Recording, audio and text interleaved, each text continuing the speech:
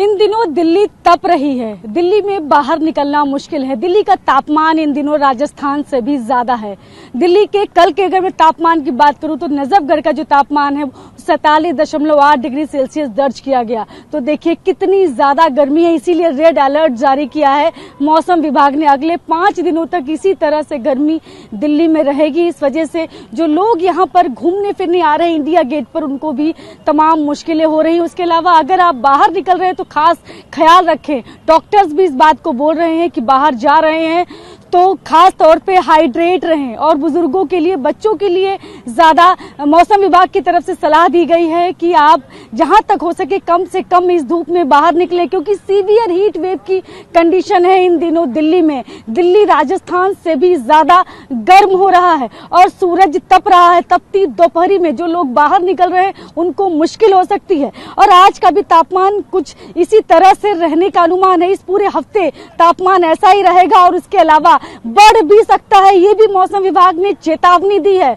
और दिल्ली और आसपास के जो इलाका है उसको, वहां पर भी हीट वेव को लेकर अलर्ट जारी किया गया। अगर मैं उसकी कहां अलर्ट है तो मैं बात करूं, अगर दिल्ली, उसके अलावा राजस्थान, पंजाब, हरियाणा, उत्तर प्रदेश, नॉर्थ मध्य प्रदेश, इन सभी जगहों पर सीवियर हीट वेव कंडीशंस हैं और इसीलिए अगले 5 दिनों के लिए यहां पर रेड अलर्ट जारी किया गया है। तो ये पूरा हफ्ता जो है वो इसी तरह से गर्म रहेगा। तो आप बाहर निकल रहे हैं तो जरूर ध्यान रखें और बिल्कुल भी दोपहर में न निकलें जहां तक हो सके, क्योंकि ये जो गर्मी है, तपती धूप आपको बीमार कर सकती है। हमारे साथ हैं सीनियर फिजिशियन हैं doctor Ajay Lekhi sir. Sir, तापमान 47 डिग्री के ऊपर चल रहा है और जबकि राजस्थान का तापमान 46-47 वहां का भी है, तो यहाँ 47 से ज्यादा हो गया है। तो ऐसी स्थिति में बॉडी कैसे काम कर रही है? लोग जो धूप में जाते हैं उनको किस तरह की परेशानियां हो सकती हैं? दिल्ली में हम देख रहे हैं कि लगातार लास्ट 3 दिनों से तापमान जो है 47.6, 47.8 तक भी पहुंच गया है। हमारे शरीर के अंदर एक तरीके का थर्मोस्टेट होता है जो कि हमारी बॉडी के टेम्परेचर को नियंत्रित करता है, पर उसकी भी एक लिमिट होती है। और 45 और 6, हम जब कहते हैं कि लू लग गई या किसी व्यक्ति को अधिक तापमान के अंदर जाता है तो उसको वो तापमान जो है ब्रेन के अंदर उसको इफेक्ट करता है, जिसको कि हम एक स्ट्रोक कहते हैं।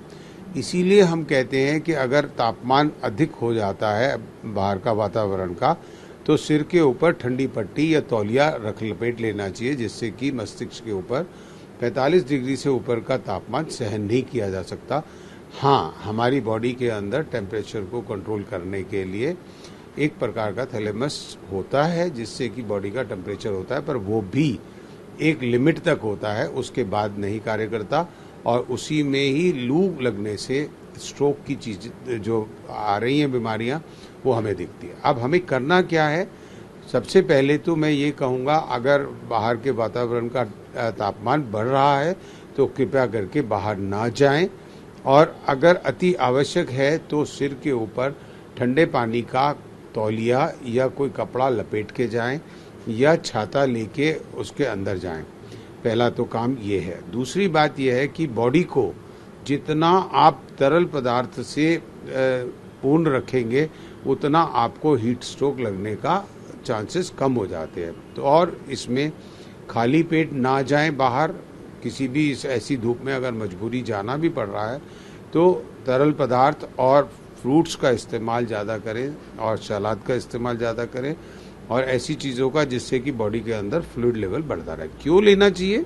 क्योंकि जब तापमान बढ़ता है तो शरीर से पसीना निकलता है। पसीना इसलिए निकलता है कि वो हमारे मस्तिष्क के तापमान को, हमारे शरीर के तापमान को वेपोरेट होके रिड्यूस करता है तो उसके तापमान को। तो सर, अभी जो फिलहाल तापमान है, अभी की स्थिति में अगर बात करूं तो अभी भी टेम्परेचर 47 तक दोपहर तक पहुंच जाता है। इस दोपहर में जो लोग बाहर जा रहे हैं, क्योंकि तमाम लोगों को काम होता है ज़रूरी, तो वो सड़क पर निकलते हैं।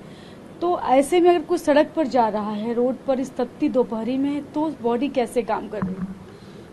ऐसे मैंने आपको बताया कि बॉडी काम करती है। बॉडी के अंदर जो फ्लूइड होता है, जैसे कि पानी होता है, अपने हर व्यक्ति के शरीर के अंदर 85 से 90% पानी की मात्रा होती है। अगर उस व्यक्ति के अंदर पानी की मात्रा अधिक है तो वो उस जो धूप है और जो टेम्परेचर बढ़ रहा है उसको कंट्रोल करने में सक्षम रहता है। परंतु अगर उसको ऑलरेडी डिहाइड्रेटेड है तो वो व्यक्ति इसको टॉलरेट नहीं कर सकता, तो सन स्ट्रोक जिसे अपन हीट स्ट्रोक कहते हैं ये होने के पूरे चांसेस हैं। मैंने पहले भी ये कहा कि आपको भरपूर पानी की मात्रा लेनी चाहिए। जहाँ तक कि मैं कहूँ कि नॉर्मल पानी लेना चाहिए, बहुत ज़्यादा ठंडा पानी नहीं लेना चाहिए, और मस्तिष्क को कपड़े से कवर करके रखें, छाते से कवर करके रखें और इन सब चीज़ों का इस्तेमाल करें। सर, ह्यूमन बॉडी कितना टेम्परेचर झेल सकती है? अगर 55 तक हो जाए, 52 तक पहुंच जाए दिल्ली का तापमान, तो किस तरह की दिक्कतें आ सकती हैं? 55 तक तो हमारी बॉडी नहीं सहन कर सकती, और इस टेम्परेचर के ऊपर 100% चांसेस होते हैं 55 से 57 तक हीट स्ट्रोक होने के। बॉडी बहुत ज़्यादा से ज़्यादा 48 डिग्री सेंटीग्रेड तक के टेम्परेचर को सहन कर लेती है, वरना ब्रेन के स्ट्रोक होने के चांसेस पूरे होते हैं। जहां 50 डिग्री के ऊपर टेम्परेचर बढ़ता है और कहीं ना कहीं जैसा कि सुनने में आ रहा है कि ये टेम्परेचर 55 और 57 तक चला जा सकता है। इसीलिए सरकार ने एडवाइजरी जारी कर दी गई है।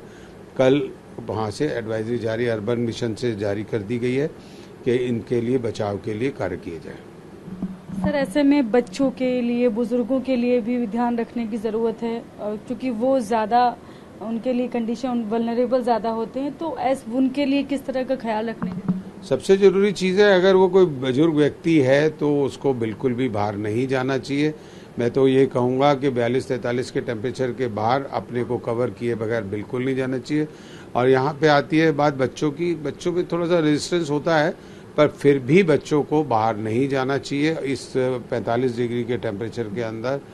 सिर को कवर किए बगैर, कैप को लगाए बगैर या पानी को लिए बगैर नहीं जाना। बुजुर्गों को तो बिल्कुल नहीं जाना चाहिए 42-43 टेम्परेचर के ऊपर, क्योंकि उनके शरीर में वैसे ही पहले से कमजोरी होती है। तो मैं तो यही कहूँगा कि इस तरीके से उनको बाहर नहीं जाना चाहिए। Thank you so much sir. तो ये हैं सीनियर फिजिशियन हैं डॉक्टर अजय लेखी जी। उन्होंने बताया कि क्या ह्यूमन बॉडी जो है वो सिर्फ 48 डिग्री टेम्परेचर तक ही ठीक से सहन कर सकती है, उसके बाद ब्रेन स्ट्रोक के खतरे भी बढ़ जाते हैं। इसलिए बाहर कम से कम जाएं, जहां तक हो सके हाइड्रेट रखें अपने आप को, ज़्यादा से ज़्यादा लिक्विड लें, ताकि जो हीट स्ट्रोक इस दौरान जो मतलब सीवियर हीट वेव की कंडीशंस जो बनी हुई हैं उसमें आप अपने आप को बचाए रख सकें। कैमरा पर्सन विपुल के साथ में शालिनी वाजपेयी, TV9 भारत, दिल्ली।